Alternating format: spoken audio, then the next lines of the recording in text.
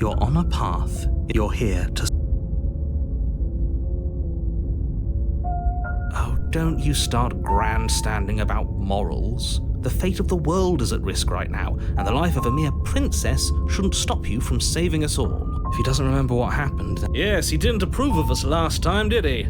If we're going to save our beloved, we'll have to be sneaky about it. Our beloved? Yes, you'll have to be very sneaky about your intentions if you're going to try and save the princess. Ah, so all of the cards are on the table.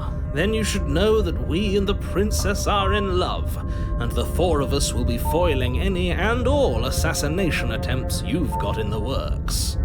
What can I say? A world without love is a world that isn't worth saving.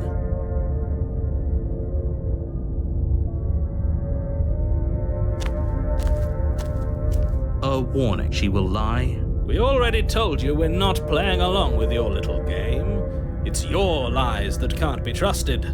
Her beauty is the only thing in the world we can believe in. I think we've already been over this. I'm pretty sure he just likes the sound of his own voice. I do, but I also speak from the heart. My passions are too great to be stifled. They must be expressed. Sure, yeah, your passions are strong and all, but not everyone needs to hear them. Some things are better kept quiet. Don't pay their bickering any mind.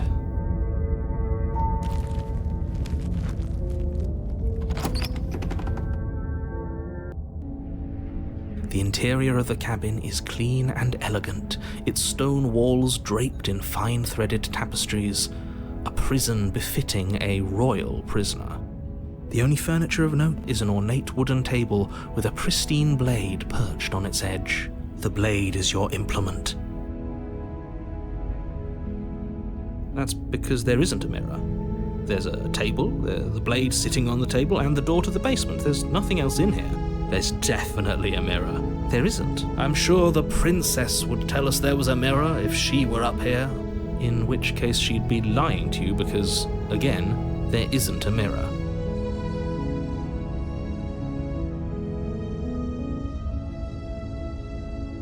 Exactly. Why would I lie about something so meaningless? What good would a mirror even do? That you waste time preening yourself instead of doing what needs to be done. You take the blade from the table. It would be difficult to slay the princess and save the world without a weapon. I suppose if we're to play the role of dashing knight, we need an equally dashing sword. That way she'll know we can defend her from her enemies. Hopefully it doesn't put her on edge, and hopefully it doesn't get turned on us. Again, there's no use arguing over motivations right now. It's good that you took the blade. You'll need it to do your job.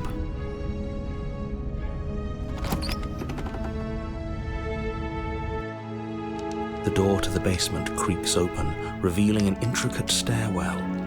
Gold-trimmed carpet glimmers in the light of the torches positioned along the walls. The basement almost seems welcoming in the dim firelight, but it's still a stone basement. If the princess lives here, slaying her is probably doing her a favor. A soft voice carries up the stairs. Hello? Is someone there? Her voice. It's somehow even more beautiful than last time. I can hear wedding bells already. I've held my tongue till now, but you're taking this a little too far. We barely even know the princess. We can still do right by her without all this over-the-top fawning. Yes, for everyone's sake, you're not in love. Just remember that her charms are all part of the manipulation. You walk down the stairs and lock eyes with the princess. There's a heavy chain around her wrist, binding her to the far wall. My love, we're here to rescue you from your unjust and foul imprisonment. You know she can't hear you, right? She may not be able to hear my words, but surely she can hear my spirit. Oh, your spirit's plenty loud, all right. It's you, my dashing hero. I was so worried you wouldn't come back. Did you hear that? She said we're dashing. And she called us a hero. Flattery really goes a long way with the two of you, doesn't it? Waiting for you to come back. I didn't want to believe your ravings back in the woods, but this is next to incontrovertible evidence. You've been here before. That's right, villain. And you killed us. Well, she killed us. Only because he made us try and kill her. It was self-defense. Our beloved's hands remain unstained by cruelty. And you've died before. So an entire world has been damned to oblivion. I'd really hoped I'd be the first, but what's done is done. What matters is you have a chance to do it right this time.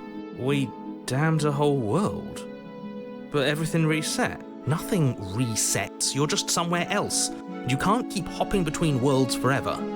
Especially not without leaving a trail of incomprehensible devastation behind you.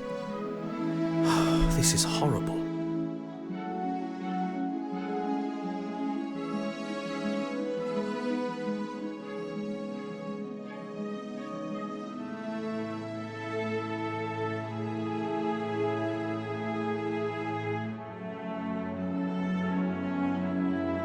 I'm okay with whatever you come up with. You can cut my arm off again. We won't be laying a finger on her perfect wrists, and indeed, we won't even have to. Do you see how dainty her hands are? We'll be able to slip her right out with no harm done. What? No, she's a prisoner here. You can't just slip her hand through the chains. Why are you two arguing over the logistics of slipping her hand out of her shackles? She just said she'd be okay with any idea we came up with. Am I the only one here who thinks that's weird? She didn't care last time. Why should she care this time? That's our stoic, smiling angel. No, you're right. It's extremely bizarre behavior and further evidence that she's a monster who's not to be trusted. So go ahead and slay her. You died, and now we're talking. I'm sorry. Didn't you want me to? Did we? We warned her of the cruel forces seizing our body. That's practically telling her to kill us.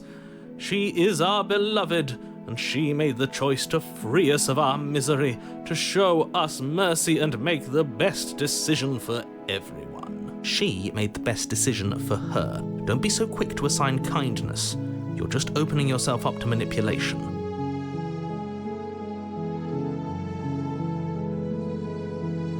I don't know. Was I supposed to have ended the world? Would that have made you happy? Isn't that just like our darling princess? She wants to make us happy. My heart melts further with every word that passes through her beautiful lips. Are you listening to her? That's a confession.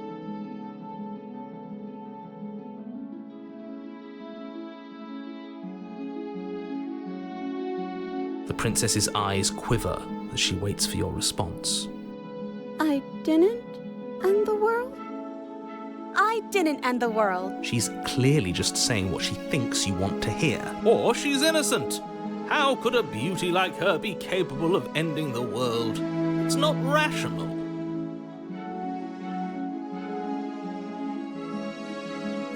Blade in hand, you run the princess down. Wait, no.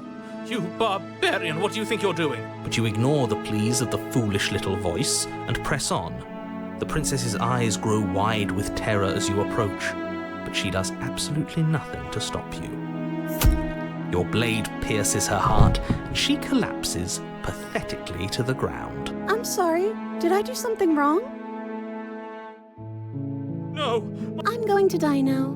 I think that's what you want. And just like that, she's dead. And the world is saved. Thank you for seeing this through. I know it must have been difficult. I feel sick. Sick? You took part in the murder of the fairest creature that's ever lived. And you merely feel sick? I, for one, am absolutely distraught. Grief-stricken. Inconsolable. You'll get over it. You just saved everyone.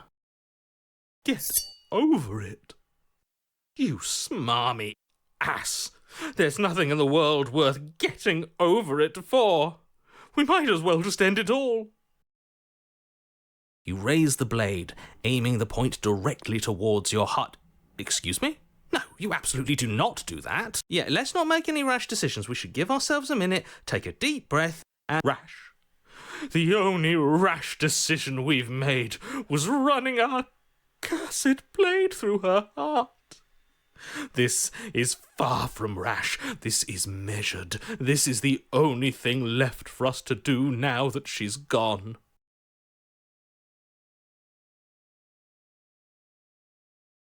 Exactly, you're not doing this. All of you may have previously thought that my passions were too great to stifle, but those were merely passions of joy. My passions of sorrow run deeper than the ocean itself, and you'll find that they are far more unstiflable. Haven't you? Haven't you all? I don't believe this. What? What don't you believe? You plunged the blade into your own heart and collapsed to the floor. I'm not. He just made it happen. I'm sorry. That's right. You're all sorry. Everything goes dark, and you die.